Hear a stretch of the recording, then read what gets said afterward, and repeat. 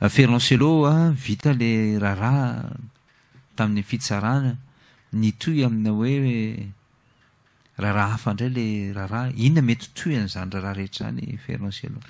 Voaloha teny angamba ny Michel Albert tiako ny milaza zany amin'ny mpiaino rehetra indrindra ho an'ny mpitondra fanjakana ankehitriny fa ny mpanao gazety Ferlancelot sy ny radio Jupiter dia tsy mpanao politika ary tsy nahitana loko politika hatramin'izay fa niezaka fotsiny nanao ny asan-gazety dia manana ny linina editorial narahana ary misy etika ny fanaovana n'ilay asa fa tsy hoe natao fatantany akory. Ohatra amin'izany Michel Albert hoe niezaka ny tena ny tazona ny personnalité hatramin'ny farany na dia nidirana ny fonja aza satria hatrany am-boalohany na dia nisy ary ireo namana izay lasa tsy nitovy hevitra noho ny resaka vola dia nandeha teny ny fotoana niezaka nitazona n'izay personnalité izay dia nivoaka tamin'ny fanginana moa zany nanaiky ny ministera misana ny Renakibonitany izay nilaza fa hoe tena tsy ara-dalàna tokoa ilay fitrandrahana atao ilakaka ho anahy ilay izy zany azo lazaina hoe fandresena ho anahy ilay izy satria zay mantsy saika anontaniako fa amin'ny Ferlancelot faharesena ve zany nahazo an'ny Ferlancelot sa tafita ny hafatra sa inona ny fivoarany satria le Ferlancelot niditra am-ponjany zany tandindon'le asa natao fotsiny fa le asa natao zany mba ahoana tsy hoe manambany akory le fidirana am-ponja fa hoe le asa satria zay mahazo mpanao gazety atsika le firenena zany nijerena hoe nanahoana tokoa ny toen'iny nitsahatra hatreo ve iny raharaha fitrandrahana tao ilakaka iny. Ny fitrandrahana tao amin'ilay toerana no niato zany hoe nisy fotoana niato saingy tiako tsypihana kely ty zavatra ty Michel Albert hoe eto amintsika ny lalàna anankiray entina amin'izay tiana hitondrana azy hoe rehefa tahaka ny ahoana no miatra lalàna izay tsika rehetra samy nahita tamin'ny vaovao angambany tamin'ny fahitalavitra hoe no giazana fitaovan'ilay orinasa sy ny sisa fa avy eo ny ministera indray no nanamboatra convention nanao convention hampifanaraka n'ilay olona anankiroa teny amin'ny ministera misy an'izany any dia natao izay hifanarahany olona roa izy moa izany olona roa ndray le tena tompon'ilay permis zany hoe tompon'ny périmètre ao io andohan'ny lakaka io dia ny ray ilay société Gondona dia avy eo ny ministera misana ny Renakibonitany izay nilaza fa tsy ara-dalàna nataony orinasa io ary nigiazana fitaovany dia nisy convention teny amin'ny ministera natao izay arahan'ireo olona reo miasa misy an'izany any mampalahelo ilay izy mampahonena hoe zany ve ny atao amin'ity fireneny ity ny radio Jupiter dia mbola veriko tsy manao politika fa miresaka ny zava-misy ary nanana ny linina editorial izay hoe manao investigation dia mamoaka nagaga moa fa dia hoe tonga hatrany amin'ny fermeture tanteraka ilay izy aty aoriana izay zavatra nagaga anahy ilay izy satria heritaona lasa izay Michel Albert heritaona anio no nanenjehana ny ala ny andohan'ny lakaka androany 7 Desambra tamin'ireny le tsy hita moa zany ny voako ny lakaka dia heritaona anio izay zavatra izay tao aorianan'iny ny azany eto mametraka fanontaniana hoe inona ary zany le tsy nety nataon'le radio 2002 zahay no nefa nisy radio Fisafira ny anaran'io radio io tamin'izany fotoana zany fitondrana firy nefa mifandimby teo tamin'ny andro ny filoha teo aloha Marc Ravalomanana nisy ministra ny serasera tamin'izany tamin'ny andro ny Titezamita nisy ministra ny serasera tamin'izany izay ministra ankehitriny dia izao zany nisy ministra koa mbola teo alohan'io fa naninona ny tamin'izany tsy nakatona le radio fa maninona n'izao no nakatona nandritra ny atelier atrikasa rehetra ho an'iny code de la communication iny vo antso foana izahay zany hoe fantatry ny ministera zany fa misy radio miodana ao andohan'ny lakaka matoa vo antso izahay tao Atsirabe Mazenga nagaga dia nilaza ny ministera fa tsy mahafantatra ny fisianay zany hoe tsy ara-dalàna ve zany ina moa zany nitoy an'le izay mihitsy zany ilay contenu an'le taratasy dia hoe tsy ara-dalàna ny radio Jupiter ao andohan'ny lakaka ny mahagaga nefa Michel Albert misy radio anankiray vao nisokatra ao an'ny ben'ny tanàna ankehitriny ao an-toerana izay ben'ny tanàna HVM moa zany mandeha la radio zay eo zany tiako tenenina hoe fa maninona manao an'izany mahasoa amin'ny firenetsika ve ny fanaovana censure tahaka an'izany hoe tia mandeha dia tia tsy mandeha tia mahazo taratasy dia tia tsy mahazo taratasy ary ny mampalahelo anatin'ilay izy dia izao commune rurale le andohan'ny lakaka tsy mba faritany commune rurale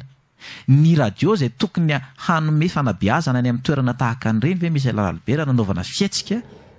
fermeture mba hafa manko hoe antanan-dehibe le izy de hoe atahorany ty radio ty fa sendra lasa hanohatra na ohatran'izany radio Jupiter tsy mbola nanohatra tokoa moa manohatra ka zay ny zava-misy eto amintsika iny moa le atao hoe manohatra koa Fernand de so de ny manohatra amintsika eto Madagasikara ankehitriny de ny hoe rehefa tsy mifanaraka tsy mitovy hevitra amin'ny fomba fahitana ny fitondrana azy ianao de mpanohatra ianao zay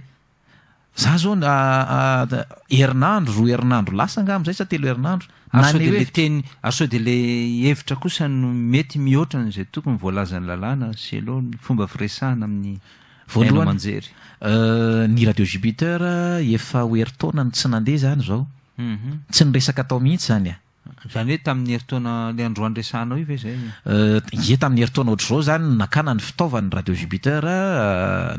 gazany zareo ny fitaovan'ny radio Jupiter heritaona ohatr'izao izy moa no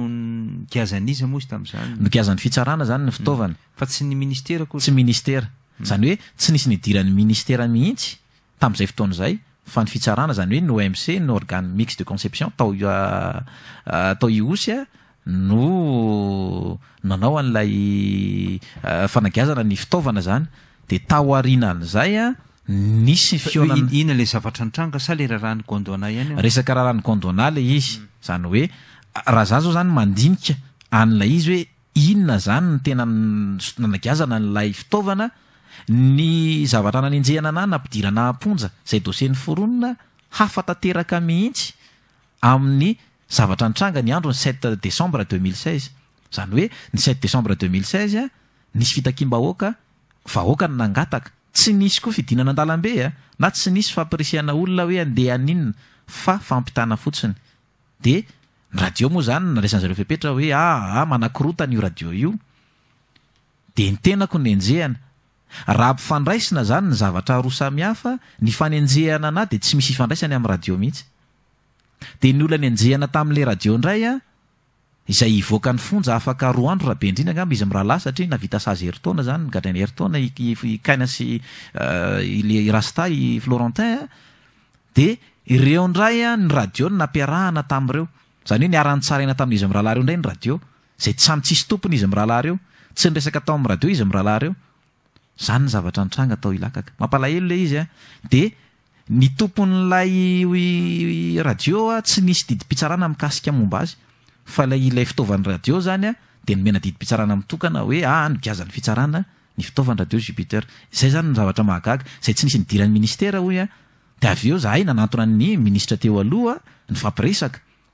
lamina tsara ny resaka ny fampiresana tao zany hoe ezaka ny ministera hanao ny fomba rehetra hamerenana ny fitaovan'ny radio Jupiter zany de tratran'lay arrestation moa ny tenako izay fisamborana amin'ny andro alina teny Anosizato de tao aorianan'izay de iny niditra ny fonja iny akory ny agagana moa zany fa herinandro lasa teo ngamb'izay namoaka taratasina hoe ministera hoe akatona tanteraka ny radio Jupiter andohan'ny lakaka zany hoe misy fifandraisany tamin'le tany aloha rehetrarehetra ve zany zao zay fanapaka-hevitra sa hafa mihitsy fahitako azy zay ny tiako tenenina hoe le manohatra eto amintsika zany efa lasa mitambatra ianao rehefa manao zavatra tsy mitovy hevitra amin'ny fitondrana zany ianao faneho-kevitra zany hoe maneho hevitra amin'ny zavatra anankiray de lazaina fa mety hoe manohitohina ohatra fotsiny tsy haiko fa ho ana zany fomba fahitako azy fotsiny resahako hoe herinandro lasa zay mikasika ny resaka fananganana ny commission na carte raha ny fahafantarako azy de mety toy izay satria lazaina fa mety hoe manohitohina ny fananganana le commission natsangan'ny ministera amoahana carte angamba ny fahitako azy satria ohatra ny lasa mifanaraka zany le izy de iny moa zany nakatona tanteraka ny radio be de be ny manontany ana hoe anohy sa tsy anohy zany andeha ho aizy za aloha zany de manohy ny asan gazety foana ary tena eto de samy teny fa na mahazo karatra na tsy mahazo karatra Fernand Sello re tompoko de mpanao gazety foana ary efa fantatr'olona tsy manakana ny asa tsy ho atao mihitsiny ny fisina tsy fisina karta za zao tao Atsiromandidy vao aingana 12 ny mpiasa mpanjakana amin'ny ainao manjery ny mpanjakana zany 12 ao tsioro mandidy fotsiny 20 fa ny any amin'ny faritany hafa zany mety ambonin'izay nampitomboana zany nisan'ny mpiasany amin'ny TVM Seranay many ambanivohitra de manao vakajikajitsika raha ohatra ka tena mitombona le hoe 700 ihany ny karatra avoaka amin'ny ministera fa be de be ny olona tsy azo karatra fa zay aloha zany hitany fa mety ho anaty tsy manohatra mihitsy fa faneho-kevitra ny Michel Ralbera fa ngakosa moa fahadisoana selony hoe oferana ny mpanao gazety mahazo karatra zany hoe tsy le mpanao gazety zany tsy azo fa lay antsoina atao anaty farangisosina araka ny fanavana hoe foza lay mpisandoka ho mpanao gazety manimba ny tontolo ny asa fanaovana gazety ka le izy Michel Ralbera efa lasa misy zavatra zany ao izay lasa atambatra ao anatin'le izy raha toka hoe tena izay tokoa moa aninona fa misy olona mety ho siblena manokana ao anatin'le izy de raha vao mitena de io nge tsy mpanao gazety de moramora zany hoe very hena tsy kelikely ny information to Madagasikara hoe endrika fanilihana mpanao gazety zay mihitsy ny fahazahoko azy ho ana manokana zay satria zao tena hitako hoe manomboka izana very hena tsy kelikely tsy afaka hivoaka intsony ny tena marina atsoatsy raha zo zava-misy zao satria ny lalàna ozy izy ateo tsy dirako le izy satria zany matoa nisy mpikambana nge tao anatin'ny lafitra ny mpanao gazety nivoaka ny efitrano tamin'ny herinandro angamby iny nandritra ny aze natao teny akatso misy dikany satria ny zavatra ifahitany tsy nety tao de nialy izy zany de tsy fantatra tsony hoe iza mahazo tombontsoa atsy de iza mahazo tombontsoa aroa zay zany no zava-misy ho ana zany ny fahitako azy raha toka tena izay tokoa moa zany fa tsy misibla olona ao anatin'le izy maninona moa fa ho anay aloha zany zao ny radio efa iny nakatona iny mazava ho azy fa tsy atratra ny critère tediavin'ny ministera satria zany na ny radio anilaka ka nikatona de zany ange nidikan'izany de hoe miala tao ianao zay nidika izy hoe miala tao ianao fa tsisy tokony hipetrahanao amin'ny toerana io de findramonina ho azy ianao zay zany ny fahazahoko anazy hoe pression akolaka hoe miala tao mampalahelo ihany le izy hoe zay ve zany hita hoe vahaolana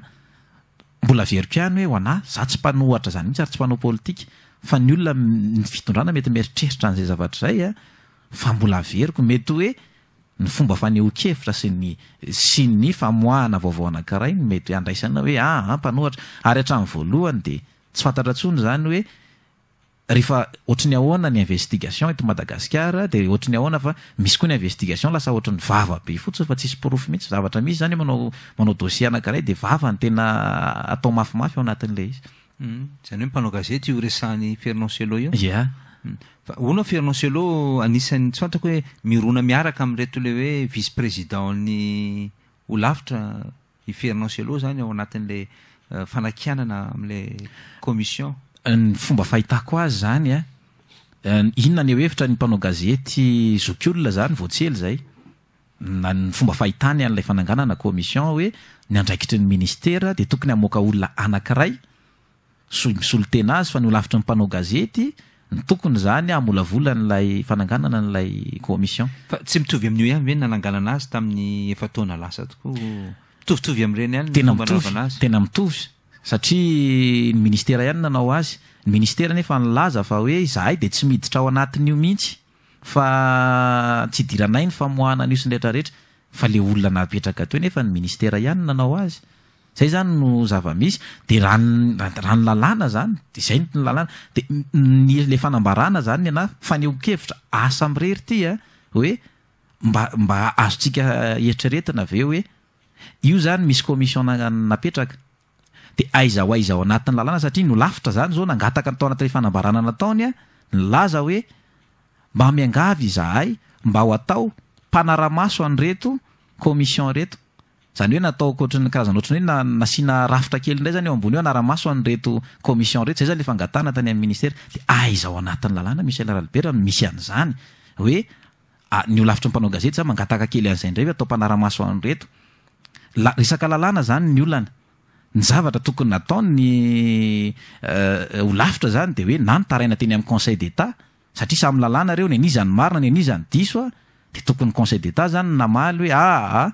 ianona marina na ihany de efa tapitra eo zany tsy mitoitsony le izy fa ny olana nagaga tao anatin'le izy zany de ny hoe fa maninona ny olavitra ny tsy ny teny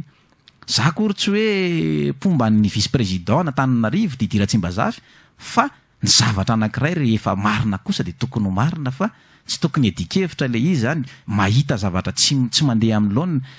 amin'ny mampanao gazety zany de hoe tokony aleo tena tanteraka isika fa tsy ohatr' zao lava satria ina moa le hoe mahaleo tena zany le mahaleo tena tiako teneniny eto de zao taiza teto amboniny tany nisy an'izany hoe ministera no mamoaka an'ilay karta firenena iza de hatramin'izao moa zany de zay tiany anaovana anazy ange zany zay tiako tenenina hoe miezaka amin'ny verohetsikelikely ny resaka famoaham-baovao ny resaka vaovao eto Madagasikara zany zao ny fitondrana ankehitriny fa tsisy miteny isika rehetra satria rehefa andeny any amin'ny 2018 any de verohetanteraka. Inona moa zany ny tena mety hoe veriny silo fa tanjona ao anatin'izany rehetrarehetra zany mahatonga ny hoe mahatonga izany veroy azy resanao zany.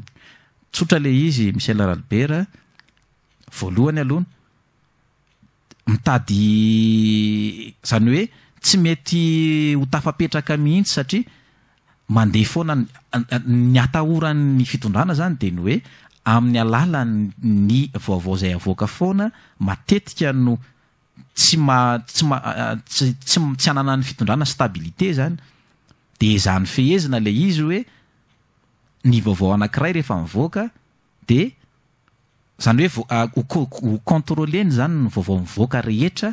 satria izy zany ny eo alohany de fatany tsara azo tsika resana nge hoe azogajiana hoe karazana censure ve zany resanao zany sa hoe contrôlena zany vaovao ka zay mihitsy le izy ka zay mihitsy hoe apetrany io izy namoaka an'io karta io de ny akabeazan'io azo tsika eritreretina tsara mihitsy fa saika mety ho journaliste ny eo amin'ny fitondrana ny tena ho be de be hahazo an'ilay karta de ny akoatran'izay tsy mahazo de mora zany miteny mba hahafahan'ilay tsy mahazo karta tsy resaka firy intsony satria tsy ho arovan'ny ordre zay hipetraka rampitso sy rafakapitso le ordre zany am'izay fotoan'izay de hoe tsy manana carte presse io tsy miditra amin'io zay de moramora ny enjehana n'ilay olona tsy manana le carte presse. Zany hoe rehefa mitranga tokoa ve zany zavatra zany Fernand raha mampiasa olona zany ohatra hoe tsy ampy-heritaona izy niasa amin'ny onjam-peo na televiziona na gazety de ahoana zany ny anaovana azy satria tsy mety azo karatra re zany tsy ho arovana tokoa ve reny olo reny ka mazava ho azy zay aloha zany ny zava-misy hoe rehefa tsy ao anatin'ny ordre ianao de tsy hiaranao mihitsy ny ordre ao anatin'ny ordre ary moa ianao ny ordre indraindray mbola misalasala zany tsy fantatro mazava hoe inona ny zavatra resahany de inona moa zany midika rehefa tsy ao ianao vao may tsy mora amin'ny olona ny manenjika anao zany zay le tiana tongavany fa ho ana manokana de hoe efa miezaka moa zany zahay ny fampiresaka amin'ny reo zay nanampy indrindra ny organisme international zay nanampy tamin'ireny zavatra nitranga reny nampafantatra indray koa zany farany teo nge parlement européen mbola ndresaka ny radio Jupiter atao andony lakaka zay tiako tenenina hoe tsy Fernand Sello akory no miteny hoe nandresa lahatra an'ireo olona reo hoe mitenenina reo de arovo zahay fa tsy maintsy manadiady reo vao miteny tsisy an'izany hoe tonga de hiteny zany fa matory eo ny teny hoe misy zavatra tsy mety tao de misy dikany ny parlement européen nresaka ny cas ny radio Jupiter andoany lakaka ny Amnesty International nresaka ny cas ny radio Jupiter andoany lakaka ny Reporters sans frontières ny comité de protection des journalistes ny CPJ de ny eto Madagasikara tsy haiko reo société civile reo fa de mbola niaran'ny fermeture izahay zany de tsy haiko hoe iza intsony zany no enona rapitso sy rafakapitso fa zay ny zava-misy fa atraiza moa zany ny fandehandrarah ny radio Jupiter nisy recours ve nataonareo sa nanao appel zahay tamin'ilay taloha zany hoe le rarahan'ny radio manokana zany miaraka amin'izy mirahalahy reto fa ny nampalahelo koa nge Michel Albert de izao hoe nahazo certificat d'appel avy amin'ny fitsarana izahay zany hoe izy mirahalahy reo miaraka amin'ny radio rehefa natao ny appel fa ivoaka ny fonja hoy ny zoma na sabotsy zao fa raha fatarana izy mirahalahy reo fa hatramin'izao mbola ao amin'ny fitsaranao iosy ao ny dossier fa tsy nakano fianaratso de tena gaga hoe fa maninona fa inona ny mety ho antony bloqué ao io amin'ny fitsaranao iosy ao le dossier zany dikan'izany mety tsy voaka indray zany ka heritaona ty aoriana raha fahazahoko anazy fahazahoko azy notification eo amin'ny telo volana eo zany raha hoe efa lasa le dossier zany de notification amin'ny telo volana efa bolana eo tokony ho tonga ny fianaratsoa le dossier heritaona ty aoriana nefitsika zao ivoaka izy mirahalahy de inona fa tsy nandeha mihitsy zany lay dossier fa voatazonao nefa nahazo certificat d'appel lay olona zany. Tena moa zany tsy pahay lalàna hoe inona ny mety ho antony tsy nandana an'le izy fa mampafantatra fotsiny hoe nahazo certificat d'appel de avy eo nefany lay dossier tsy tonga ny fianaratsoa le olona efa namita sazy ihany nivoaka amin'ny fonja tao anatin'izay de ny recours zany tsy fantatra intsony hoe mandeha makaiza satria tsy fantatra hoe inona satria zao ndray zany zao namoaka taratasy indray ny ministera manakatona tanteraka ny radio Jupiter ao Andony Lakaka. Ny radio Jupiter zay tamin'iny fanakatonana iny zany inona ny nataonareo ndray zany?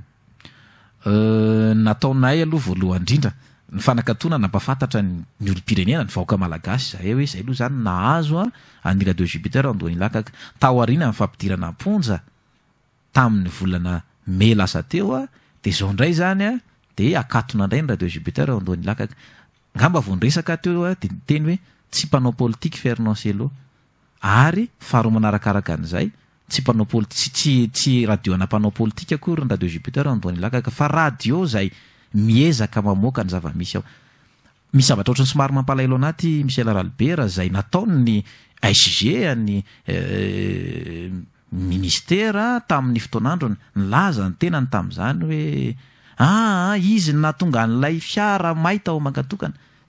tsisy recoupement nandrairana nefa de olona manana ny toerany eto amin'ny tany sy ny firenena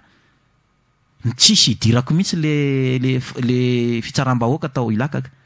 de zany tonga de hoe apresian'ny olona iteny ianao zany de miteniteny ohatr' zany fotsiny zay le tiako tenena hoe alako bika tsy tiako tareno misy eto amin'ny firenena za akory tsy hoe naninona fa mbola veriko ihany hoe nanao ny asako ara-dalàna eto zany de mbola miantsony ao amin'ny ministera hoe tena zay tokoa ve ny vahaolana hitanareo fa mety manakatona manao zay manakatona tanteraka ny radio Jupiter ao Andony Lakaka radio zay ilain'ny vahoaka. Nisy fotoana ny mpanolotsain'ny prime ministre mbola nangataka an'io hoe sokafinareo io radio io fa nagagana mola taty aoriana somary nangingina le izy satria niova koa ny rivotra zay misy lasa mirona any amin'ny raha mafapana ao Betroko ao ny mpanolotsain'ny prime ministre zay mitranga kehitriny de nisy somary adiny kely zavatra zay zany fa efa nisy fotoana nangataka an'izay hoe sokafinareo fa tsy naninona io radio io ary izy mihitsy tamin'izany nitsoro vavolombelona hoe radio manampy vahoaka amin'ny resaka fandripahalemana io radio io ao Andony Lakaka. Inona ary zany le tsy mety nataon'ilay radio tsy fantatro mihitsy nazara mbola tsy mahafantatra inona zany le tsy mety nataon'ilay radio satria tsy izay le izy fa de hoe tsara-dalàna fotsiny.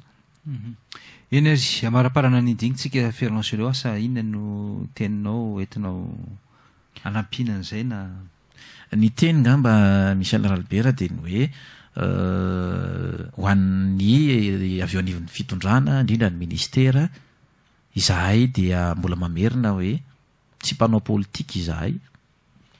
Ny radio Jupiter io Fernand Sello koa tsy mpanao politika tsy manana tombontsoa mihitsy ny amin'ny hoe misy tanjona otratrarina na hanao politika amin'inona fa de mipetraka ho radio fotsiny tao Andony Lakaka ary niezaka nampafantatra ny zava-misy hatramin'izay. Heritaona tioriana de reny ny zava-misy ny radio Jupiter dia ara-dalàna efa tamin'ny taona 2024 no teo ary tamin'izany fotoana izany ministra ankehitriny efa ministra tamin'ny andro ny tetezamita naninona tsy tamin'izany nakatona fa maninona n'izao zay vao niarana zay fanakatonana izay tsy efa mba ampy ve le fampidirana amponja teo fa de hatramin'ny aktivité ataon'ny tenanay de mipotehana koa zao misy mpiasa firy zany tsy miasa ao tsy anasa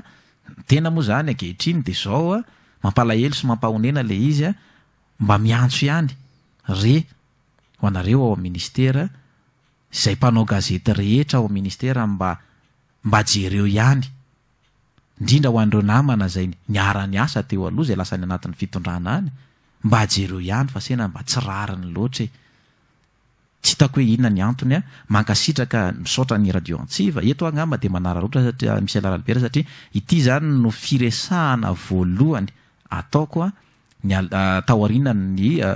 fivoahako ny fonja moa zany tamin'ny 20 ny volana septambra misaotra n'ireo organisme international tafiditra anatin'izany ny Amnesty International eo ihany koa moa zany ny Reporters sans frontières zay nanampy PDB ny tena tamin'ireny fotoana ireny mahatsapa hoe misy mpanao gazety zay nanao ny asany ao Madagasikara farany angambany de ny hoe mitodika manokana ho an'ny ministera ny radio Jupiter dia nahazo ny prix Reporters sans frontières TV5 Monde farany teo a tsy izaho akory nanery an zareo hoe safidiano zahay fa izy no ny safidy an'iny ary mpanao gazety ny ministra ankehitriny mety mahafantatra ny lanjan'izany Reporters sans frontières zany a sy ireo sy ny asan gazety eto Madagasikara miangavy re raha azo atao miantso ifampiresahana izahay fa sena mba tsy mety ny tahaka izao. Eny asy misaotra ny Ferdinand Sello antsika nitondra izay dindinika izay tamin'ny andro ity ary metrahako ny veloma mandrapitafa ihany koa.